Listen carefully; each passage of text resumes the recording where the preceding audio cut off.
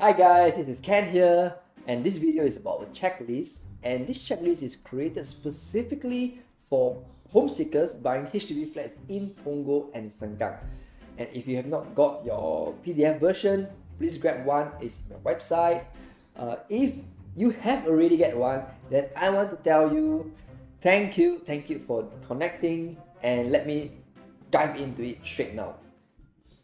Now, before we start, I want to share that in the checklist, you will see that I put basic informations like block number, the type, whether is it 3, 4, or 5 room or EA, and the asking price. So you can keep track of them, right? Now, another thing to take note is that I also put choice 1, choice 2, choice 3.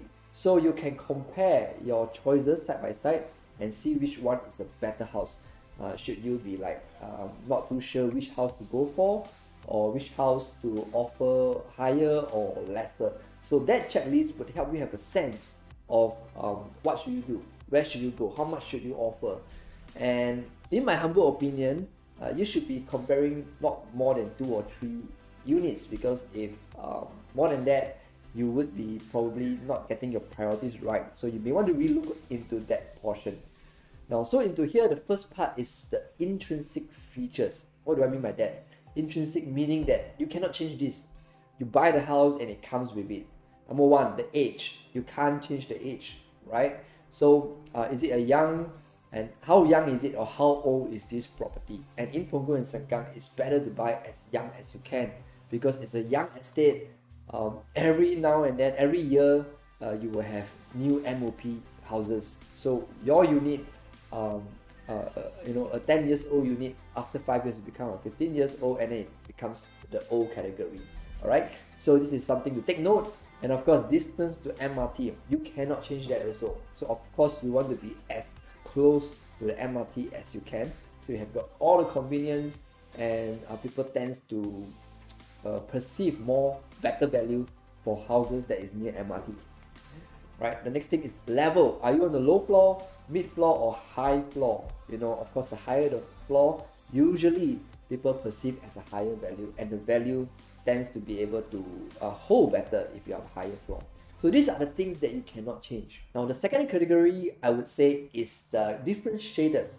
Okay, why do I say differentiators? Because these are the rare and unique selling point of this house, and it comes with the house. Is whether you have it or you don't have. So does the house have good view?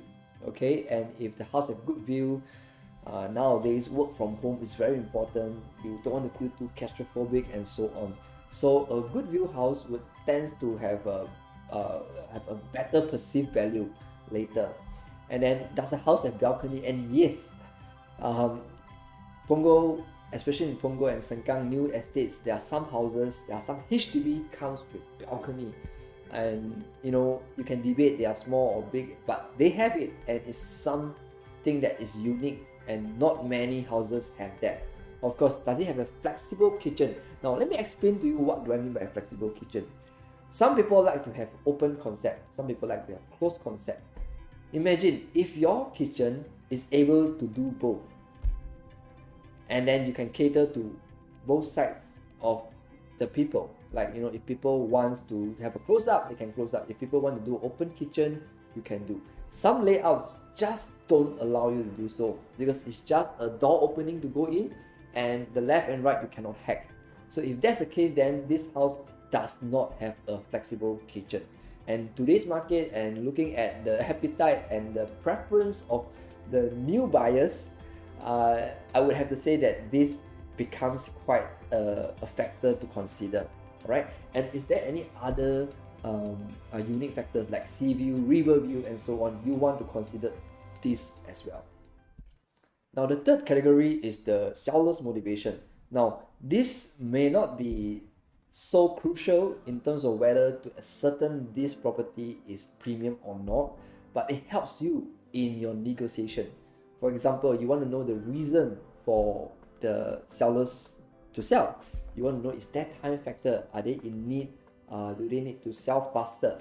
So that will help you to formulate your plans and strategies as you put in your first offer and negotiate later onwards, right? Okay, the next category I would say is all about you. Now before I go there, I want to share about neighbors. How can you screen your neighbors? Why is that important? Because you want to move into a place where you know your neighbors are nice and pleasant people. You do not want to move into the place and then you have problems that it's like social problems or neighbors problems that's going to give you a lot of headache later. Now, we cannot confirm, we cannot guarantee, but there are telltale signs that can give you have a good sense about it. For example, how neat or how messy is the corridor? Are the slippers and shoes are hanging around, throwing around, or they are neatly arranged? Dustbin, okay, look at the dustbin. Some places also have recycle bin, and you look at that. Are they very messy? Are there a lot of stains here and there? You can have a sense of, you know, we have parties now. It's okay for neighbors to have parties, and do they clear their stuff, clear their trash, you know, neatly and a pleasant manner, you know, after the party is over? And the dustbin or the rubbish bin area would give you a good sense of how is it like. And how about the staircase? You know, the staircase, I know it's out of your reach, but you know, if your neighbors are going to hog a lot of like cardboards or their own stuff or bicycles, you know, then you have a sense of what kind of neighbors you have. So these are some telltale signs and some tips you can see to have a sense of who are your neighbors.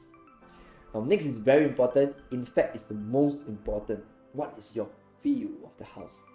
From scale 1 to 10, how would you rank this house? How would you like this house? What vibes this house can give to you?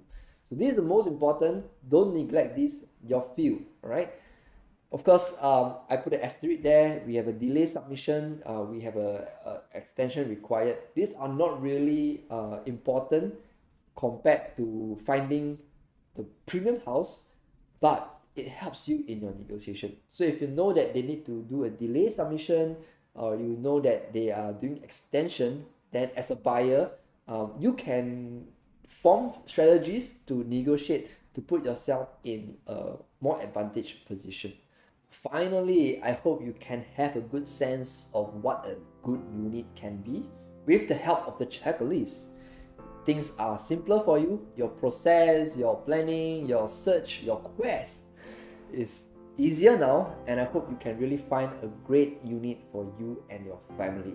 Now, if you have questions or like you are comparing within 2 or 3 units and you're not too sure like which one is better or certain points are debatable and you need someone to bounce off ideas and bounce off opinions with, feel free to give me a call.